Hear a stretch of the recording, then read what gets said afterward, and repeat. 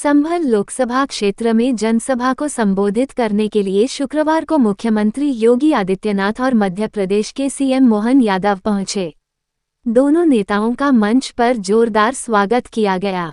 कैलादेवी धाम स्थित मैदान में एमपी के सीएम यादव ने कहा कि वर्तमान के युग में भाजपा जो कहती है वह करके दिखाती है।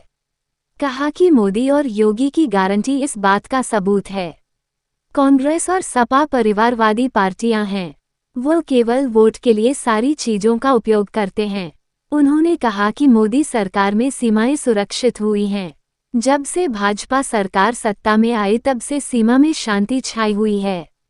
कहा कि गुंडों को ठिकाने लगाकर दोनों प्रदेशों में रामराज ला रहे हैं। सीएम योगी ने कैला देवी के जयघोष के साथ अपना संबोधन शुरू किया। उन्होंने कहा कि संभल में ही भगवान कल्कि का अवतार होना है, इसलिए संभल का अपना महत्व है। नए भारत में नया उत्तर प्रदेश और इसमें नए संभल की भी पहचान होनी चाहिए। कहा कि 2 चरणों के चुनाव संपन्न हो चुके हैं। दोनों चरणों में भाजपा को विजय मिल रही है। मोदी के नेतृत्व में सभी ने बदलते भारत को देखा है। 2014 से पहले दुनिया के अंदर भारत का सम्मान नहीं था। देश की सीमाएं भी सुरक्षित नहीं थी। आतंक, नक्सलवाद और भ्रष्टाचार चरम पर था। विकास कार्य ठप पड़ गए थे। गरीब को सुविधाएं नहीं मिल पा रही थी। 2014 के बाद का भारत पूरी तरह बदल गया है। सीमाएं सुरक्षित हुई हैं। गरीबों को सरकारी योजनाओं का लाभ मिल रहा है। कहा कि इलाके में तैयार हो रहे गंगा एक्सप्रेसवे से यहां का बेहतर विकास होगा। मेडिकल कॉलेज समेत सभी सुविधाएं लोगों के लिए खुल रही हैं। सपा के सरकार में लोगों को राशन तक नसीब नहीं होता था। आज 60 करोड़ लोगों को आयुष्मान योजना का लाभ मिल रहा है। कहा कि आज यूपी गठबंधन की कमान अनाड़ी हाथों में है। 2 लड़कों की जोड़ी माफिया और अपराधियों को माला पहनाते थे। आज बेटी और कारोबारी सुरक्षित हैं। अयोध्या में राम मंदिर बन गया है। माफिया और अपराधियों का राम नाम सत्य भी हो रहा है।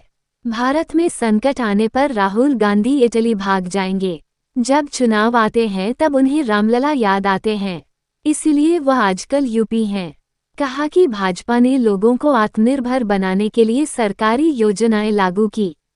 इंडी गठबंधन कहता है कि पिछड़ी जाति को मिलने वाली आरक्षण अल्पसंख्यकों को दे दिया जाएगा। अब यूपी में कर्फ्यू का स्थान कांवड़ यात्रा ने ले ली। योगी आदित्यनाथ ने कहा कि हमारा एजेंडा एकदम तय है।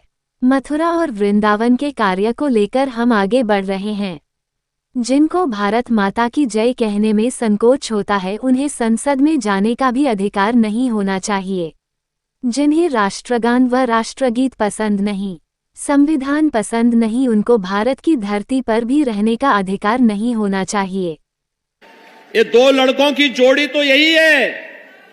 ये लोग माफिया और अपराधियों को गले का हार बनाते थे, उनका महिमा मंडन करते थे, संतों को प्रताड़ित करते थे और शरीफ लोगों को व्यापारी और बेटी की सुरक्षा में सेंध लगाते थे।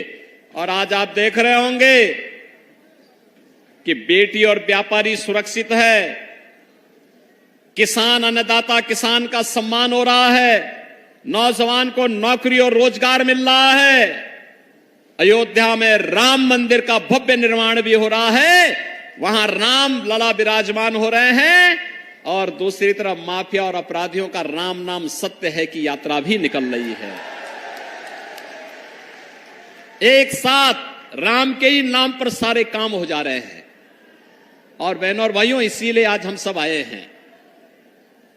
आपने देखा होगा, मैं केवल आपसे एक बात पूछना चाहता हूं, कांग्रेस का घोषणा पत्र आपने देखा होगा।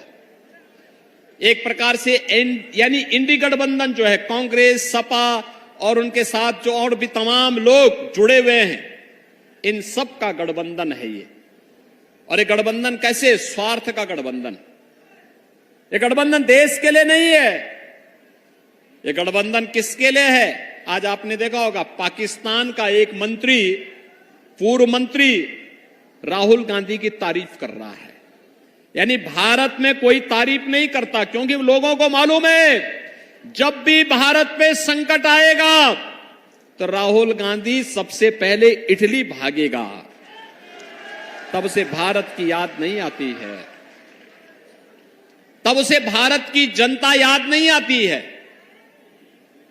लेकिन जब चुनाव आते हैं तब रामलला भी उनको याद आते हैं, तब वह उत्तर प्रदेश में आ थमकते हैं, फिर चुनावी गठबंधन करके फिर गायब हो जाएंगे, फिर 5 वर्ष तक कभी नहीं दिखाई देंगे। और बहनों और भाइयों, मैं आप सबसे यही कहने के लिए आज आया हूं कि भारतीय जनता पार्टी ने एक और गरीब कल्याण को लेकर के, भारत को आत्मनिर्भर और विकसित भारत की संकल्पना को लेकर के मोदी जी के नेतृत्व में इस चुनावी समर में आपके बीच में उतरी है। मोदी जी के नेतृत्व में विकास हुआ है और विकास होगा, भारत को विकसित भारत के रूप में स्थापित करेंगे। लेकिन दूसरी तरफ इंडी गठबंधन क्या कहता है, कांग्रेस और सपा का गठबंधन क्या कहता है? वो कहता है कि वह पिछड़ी जाति के लोगों को मिलने वाले आरक्षण को काट करके अल्पसंख्यकों को दे देगा। वह कहता है अनुसूचित जाति के लोगों को मिलने वाले आरक्षण में से कुछ हिस्सा काट करके वह अल्पसंख्यकों को बांट देगा। बाबा साहब भीमराव अंबेडकर ने कहा था कि धर्म के आधार पर आरक्षण नहीं हो सकता, धर्म के आधार पर आरक्षण भारत के विभाजन का आधार बना था, और स्वतंत्र भारत धर्म के आधार पर आरक्षण स्वीकार नहीं कर सकता। फिर कांग्रेस और सपा के लोग क्या चाहते हैं? क्या देश का फिर से विभाजन चाहते हैं? ये लोग किस आधार पर लड़ाने का कार्य कर रहे हैं? कहते हैं जातीय जनगणना करेंगे। क्यों करेंगे? इसलिए करेंगे जिससे पहले जातीय जनगणना करके अलग अलग जातियों को अलग अलग समूह बनाएंगे, फिर इन जातियों को आपस में लड़ाएंगे, और फिर लड़ाने के बाद कहेंगे कि देखो तुम्हारी तो लड़ाई आपस में इतनी ज्यादा है कि तुम सुलझ नहीं पाएगी। अब एक काम करते हैं कि तुम्हें जो ये आरक्षण मिलता है तुम पहले आपस में झगड़ा सुलझा देना, तब तक इस आरक्षण का लाभ मुसलमानों को दे देते हैं। ये करने वाली है कांग्रेस और सपा का गठबंधन। ऐसे ही अनुसूचित जाति के लोगों के, अनुसूचित जनजाति के लोगों के अधिकारों पे भी सेंध लगाएंगे, और भारतीय जनता पार्टी मोदी जी के नेतृत्व में इसको स्वीकार नहीं करेगी, हरगिज़ स्वीकार नहीं करेगी। हमारी पिछड़ी जाति के, अनुसूचित जाति और जनजाति के लोगों को मिलने वाले आरक्षण में सेंध किसी भी प्रकार से और किसी भी दल को नहीं लगाने दिया जाएगा। और इसलिए बहनों और भाइयों, हम लोग आए हैं आपसे कहने के लिए, ये चुनाव नए भारत को आत्मनिर्भर और विकसित भारत के रूप में स्थापित करने का है। ये चुनाव तो अब यहां पर श्री हरि विष्णु के अवतार महाराज कल्कि के धाम को एक नया स्वरूप देने का चुनाव है। चुनाव उधर ही जा रहा है। आपने देखा होगा ना, लोग कहते थे पहले, अयोध्या के बारे में भी लोग यही कहते थे, क्या ये हो पाएगा? बोलते थे ना, जब हम लोग विश्व हिंदू परिषद, भाजपा के लोग नारा लगाते थे, बजरंग दल के कार्यकर्ता नारा लगाते थे कि रामलला हम आएंगे, मंदिर वही बनाएंगे, कांग्रेस और सपा के लोग हंसते थे, कहते थे अरे क्या बोल रहे हैं लोग, बोलते थे ना। ये लोग तब भी हंसते थे और तब भी कहते थे, उपहास करते थे हम लोगों का, कहते थे देखो ये कभी हो ही नहीं सकता। और इन लोगों ने उस समय क्या कहा था? सपा ने कहा था, समाजवादी पार्टी ने कहा था कि अयोध्या में परिंदा भी पर नहीं मार सकता। कांग्रेस के लोग कहते थे राम हुए ही नहीं। और जब न्यायालय फैसला देने लग गया तब इन्होंने क्या कहा था? इन्होंने कहा था अगर फैसला कोर्ट ने कर दिया तो खून की नदियां बहेंगे। अरे हमने कहा ये नया यूपी है भाई, यहां खून की नदियां नहीं, मच्छर भी नहीं मरने वाला है, काहे आप चिंता मत करो, कुछ नहीं होगा। आपने 7 वर्ष में कोई कर्फ्यू देखा यूपी में? कोई दंगा देखा है क्या? अब दंगा नहीं होता है यहां। कर्फ्यू का स्थान तो कावड़ यात्रा ने ले लिया है।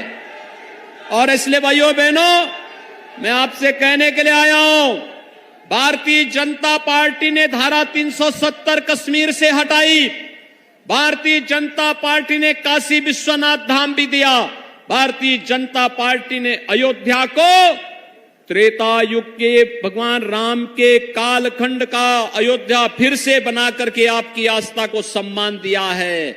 और कृष्ण कन्हैया के मथुरा वृंदावन के लिए भी एक बड़ी कार्य योजना के साथ हम आगे बढ़ चुके हैं। और मैं बोलना चाहता हूं, भाई हमारा एजेंडा तो एकदम तय है, हम करेंगे। लेकिन मैं पूछना चाहता हूं समाजवादी पार्टी से, क्या वह भी छोड़िए और जगह छोड़े, केला देवी के लिए न किया, उनसे गलती हो गई, नहीं किया उन्होंने। अभी चुनाव हुए थोड़े दिन पहले विधानसभा के, वो 3 राज्य हम जीते, तीनों में से एक छत्तीसगढ़ हमने आदिवासी मुख्यमंत्री बनाए, श्रीमान विष्णुदेव साय जी, ओबीसी वर्ग से मुझे मौका मिला। और उसके बाद हमारे राजस्थान में श्रीमान भजनलाल जी को मुख्यमंत्री बनाया, जो ब्राह्मण वर्ग से आते हैं। लेकिन उल्टे कांग्रेस और समाजवादी ये बोलते तो सब रहते हैं, लेकिन कभी किसी को मौका मिला तो किसी के मुंह से ये आवाज नहीं निकलती है कि उनके घर के अलावा भी किसी को मौका मिल जाए। वो केवल घर में समेट कर रखना चाहते हैं। कोई सा भी पद हो, कोई भी सत्ता की व्यवस्था हो, केवल एक परिवार के बाहर नहीं जाने देना। अब सच्चे अर्थों में बताओ, ये क्या सबका साथ सबका विकास हुआ क्या?